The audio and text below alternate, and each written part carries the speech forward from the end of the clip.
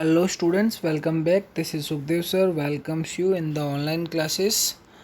Students, we are learning elements of account and we have started the chapter number 4, reconstruction of partnership, class 12 English medium, and this is the lecture number 5. Students, till now we have already understood the meaning of reconstruction of partnership. What is the meaning of reconstruction of partnership? Reconstruction of partnership means changes made in partnership due to several reasons. बहुत सारे reasons की वजह से, अलग अलग reasons की वजह से पार्टनरशिप में जो चेंजेस आते हैं उसको हम बोलते हैं reconstruction of partnership. And we have already understood sacrificing ratio, gain ratio, and we have seen the formulas as well as we have solved the sums based on both of the methods. Clear students? Today we are going to learn a very important and another new point which is related to this chapter and which will be the most important part in the coming chapters like chapter number 5, chapter number 6, admission of a partner, retirement of a partner. तो आने वाले जितने भी chapters हैं उन chapters में ये जो टॉपिक है अभी जो हम स्टार्ट करने वाले हैं, अगर आप अच्छे से ध्यान दोगे, अच्छे से समझोगे, तो हो सकता है कि चैप्टर नंबर 5 और 6 की बहुत सारी चीज़ें आपको इसी चैप्टर में क्लियर हो जाएं. चैप्टर नंबर 4 अभी जो हम स्टार्ट करने वाला है जर्नल एंट्रीज रिवैल्यूएशन अकाउंट की, जो मैं अभी आपको वीडियो में बताने वाला हूँ. बराबर, अब से थोड़ा सा इस चैप्टर में ध्यान दीजिएगा क्योंकि अब से जो चीज़ें आने वाली हैं वो चैप्टर नंबर 4 और चैप्टर नंबर 5 में आपको बहुत काम आएगी. हो सकता है 20 to 30% आने वाले चैप्टर से आप इसी वीडियो के अंदर या इसी चैप्टर के अंदर, ये जो चैप्टर हम स्टार्ट कर रहे हैं इस चैप्टर के अंदर ही आप समझ जाओ तो आने वाले चैप्टर्स में प्रॉब्लम कम होगी. प्रॉब्लम होगी लेकिन प्रॉब्लम बहुत कम होगी.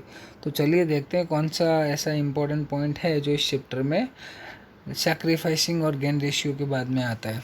चलिए तो स्टार्ट करते हैं, देखते हैं. स्टूडेंट्स देखो, लिखा हुआ है, आप बुक में देख लोगे, बुक में पेज नंबर आपको मैं बता दूं तो उस तरह से आप खोल सको, ताकि पेज नंबर है ये देखो यहाँ पर पेज नंबर 117 अगर आप पेज नंबर खोलते हो तो बराबर आपको ये दिखाई देगा. Clear students? तो अब इसके अंदर क्या दिख रहा है आपको? Now let us discuss another important point regarding the reconstruction of partnership. Another important point बोला है, मीन्स अभी जो आपने पॉइंट्स पढ़े हैं जिनको समझा है, लाइक सेक्रीफाइसिंग रेशियो का formula old share minus new share, gain ratio का formula new share minus old share, बराबर, उनका मीनिंग, उनके ऊपर जो भी सम्स बेस थे वो सब आपने किया. तो दो वो भी बहुत इम्पोर्टेंट था. और अभी हम जो सीखने जा रहे हैं this is also very important for coming chapters as well as for this chapter 2. तो चलिए स्टार्ट करते हैं. लाइन बाय लाइन बता रहा हूँ क्योंकि आने वाले चैप्टर्स में भी काम आने वाला है, तो मीनिंग का कंसेप्ट अच्छे से क्लियर हो, दैट इज़ वेरी गुड. तो चलिए हम स्टार्ट करते हैं. Revaluation account of assets, clear नहीं दिख रहा होगा, अब देखिएगा.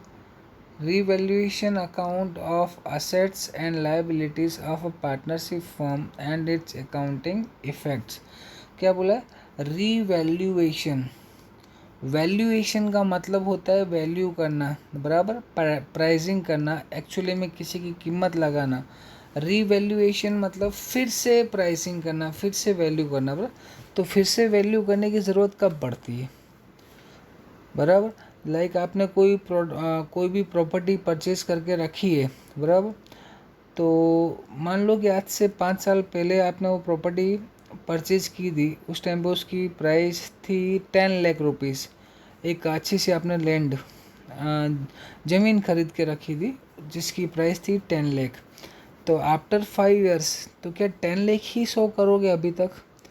अगर मान लो आपका कोई पार्टनर हो, किसी नए पार्टनर को अगर आप एडमिशन देते हो या कोई पुराना जो पार्टनर है आपका वो उसकी डेथ हो जाए या रिटायरमेंट ले ले वॉलंटरी, तो उसका एक्चुअली में 5 साल के बाद क्या प्राइस चल रहा था, क्या वैल्यू उसकी थी, तो वो पता तो करना पड़ेगा ना। तो पता करने के बाद ऐसा भी नहीं कि माइंड में रख लो कि हाँ भाई 5 साल बाद इतना भाव है, ऐसा नहीं होता है।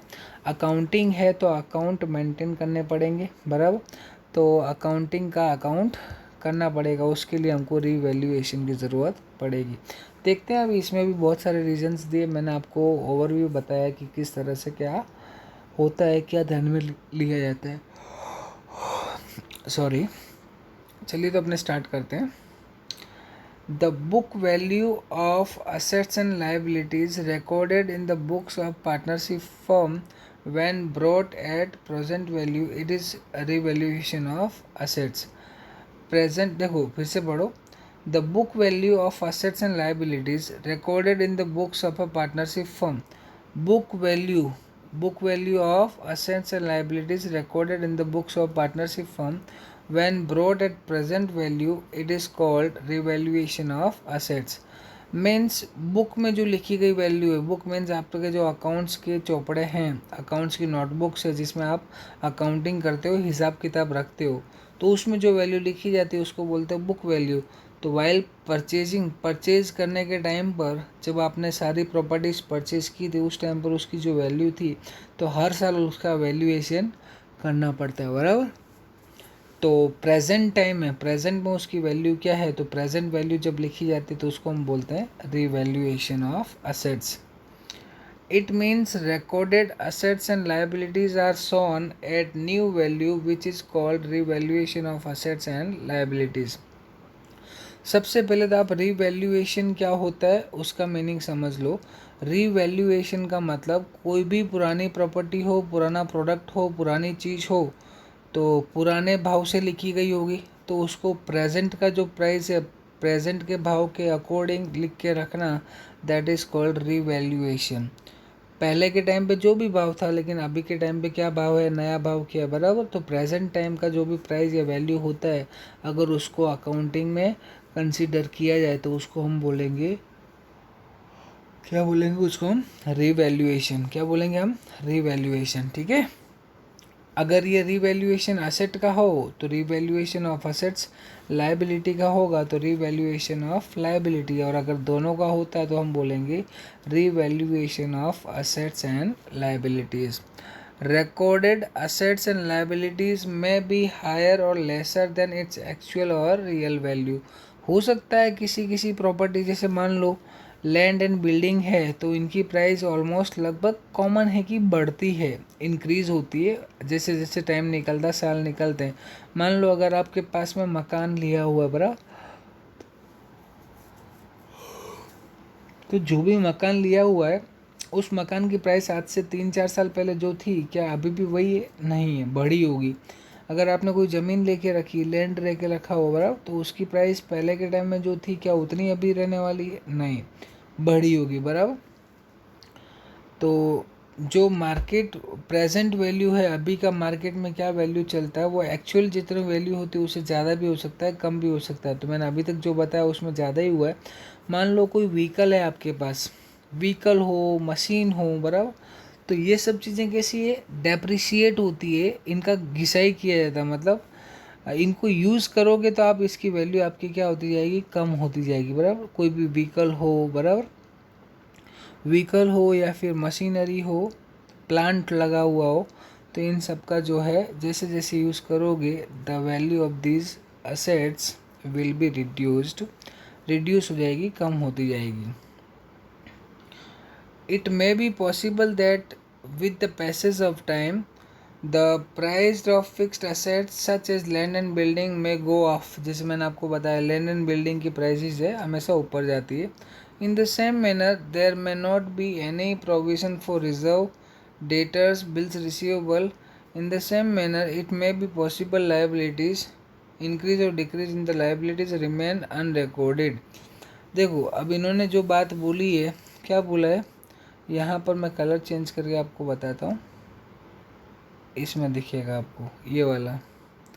It may be possible that with the passage of time the price of fixed assets as land and building may go up. In the same manner there may not be any provision for reserve on debtors और bills receivable in the same manner.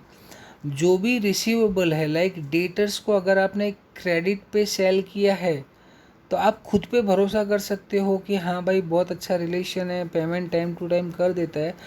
But in exceptional case, कभी होता नहीं है लेकिन in an exceptional case, suppose उसकी जो financial condition है वो काफ़ी वीक हो चुकी है, वो ही is not able to pay the outstanding amount of yours, जो भी आपकी आउटस्टैंडिंग अमाउंट है, क्यों आपने क्रेडिट पे उसको गुड सेल किया था तो आउटस्टैंडिंग तो होगा, पर बिकॉज ऑफ हीज़ और हर फाइनेंशियल कंडीशन बहुत ख़राब होती हैं जिसकी वजह से वो पे आउट ना कर सके, इसके प्रोविजंस भी नहीं होते बराबर। It may be possible that liabilities increase और decrease on the liabilities remain unrecorded. Liability increase हो कि डिक्रीज हो, क्या बोला है, it may be possible that liabilities increase और डिक्रीज और द लाइबिलिटीज रिमेन अनरिकॉर्डेड। हो सकता है कि अगर आपको लाइबिलिटी भी बढ़ सकती है, मान लो कि किसी के पास से आपने क्रेडिट परचेज किया है जिसका पेमेंट आपका करना बाकी है, बराबर, उधारी पे माल खरीदा है किसी के पास से जिसका पेमेंट करना बाकी है, तो उसका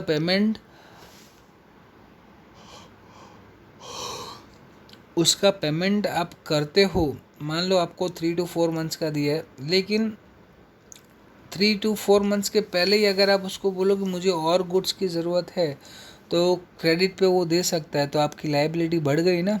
अगर आप मान लो नया कुछ प्रोडक्ट लेने के टाइम पे बोलो पुराना अपना हिसाब किताब बाकी है, बराबर, अगर कुछ नया प्रोडक्ट ऑन क्रेडिट परचेज करोगे तो लाइबिलिटी बढ़ जाएगी, the liability will be increased.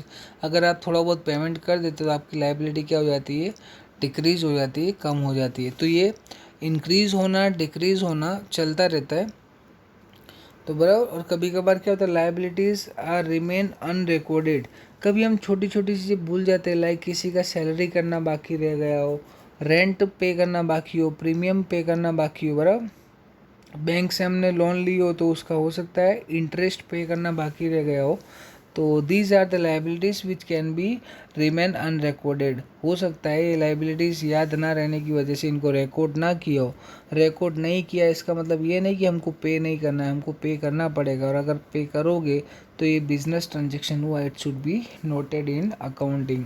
Accounting में इसका नोट किया जाना चाहिए। Due to all these reasons, if the partners have decided to revalue the assets and liabilities of the firm, then accounting effects are given।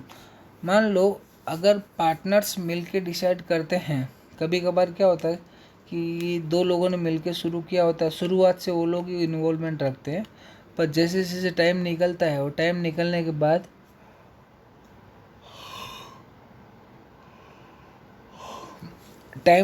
के बाद अगर नए partners आते हैं तो सब लोग बोलते हैं भाई प्रॉपर्टी की जो भी आज के टाइम के हिसाब से भाव है वो भाव के हिसाब से हम करना चाहेंगे, तो उसका रीवैल्यूएशन करना पड़ता है। ठीक है स्टूडेंट्स, तो अभी फ़िलहाल मीनिंग तक रखते हैं, बराबर, उसके बाद में हम देखेंगे आगे क्या है। ठीक है, मिलते हैं नेक्स्ट वीडियो में, तब तक के लिए अभी तक जितने चैप्टर्स हम कंप्लीट कर चुके हैं उनका रिवीजन कीजिए, बिकॉज एग्ज़ाम्स आर कमिंग, आपकी एग्ज़ाम्स आ रही है, अगर नहीं पढ़ोगे तो प्रॉब्लम हो सकती है। ठीक है, चलिए मिलते हैं नेक्स्ट वीडियो में, till then stay home, stay safe, keep smiling.